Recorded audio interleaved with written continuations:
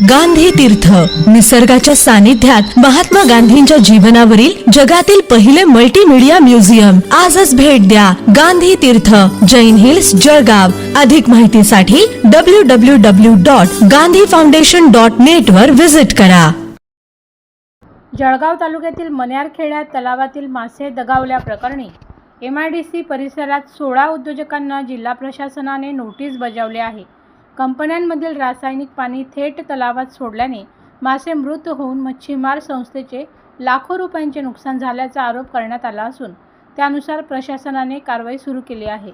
मात्र या कारवाईला संबंधित उद्योजकांनी तीव्र विरोध दर्शवत जिल्हा प्रशासनाकडून एकतर्फी कारवाई होत असल्याचा आरोप केला आहे. पत्रकार परिषदेत भूमिका मांडताना उद्योजकांनी या संपूर्ण प्रकरणाची तज्ज्ञ समितीकडून निष्पक्ष व सखोल चौकशी करून न्याय देण्याची मागणी केली. उद्योजकांच्या म्हणण्यानुसार महाराष्ट्र प्रदूषण नियंत्रण मंडळाच्या सूचनेनुसार सर्व उद्योगांनी स्वखर्चाने ETP उभारले असून नियमांचे काटेकोर पालन केले जात आहे.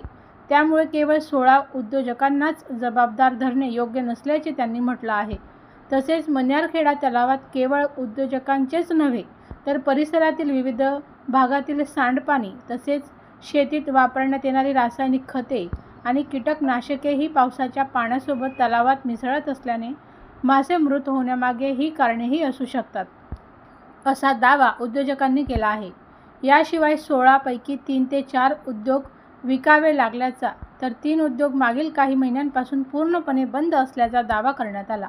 उद्योग बंद असतानाही संबंधित कंपन्यांना नोटीस बजावण्यात आल्याचा आरोपही त्यांनी केला. मागील वर्षीही अशाच कारवाईमुळे अनेक उद्योग काही महिने बंद ठेवावे लागले होते. त्यामुळे कोट्यावधी रुपयांचे आर्थिक नुकसान झाले आणि शेकडो कामगारांच्या रोजगारावरही परिणाम झाला, असेही उद्योजकांनी सांगितले. या प्रकरणात निष्पक्ष चौकशी करून वस्तुस्थिती समोर आणावी, एकतर्फी कारवाई थांबवावी आणि न्याय द्यावा, अशी मागणी करत मुख्यमंत्री, संबंधित मंत्री, जिल्हाधिकारी व अन्य वरिष्ठ अधिकाऱ्यांकडे निवेदन सादर करण्यात येणार असल्याची माहिती उद्योजकांना दिली.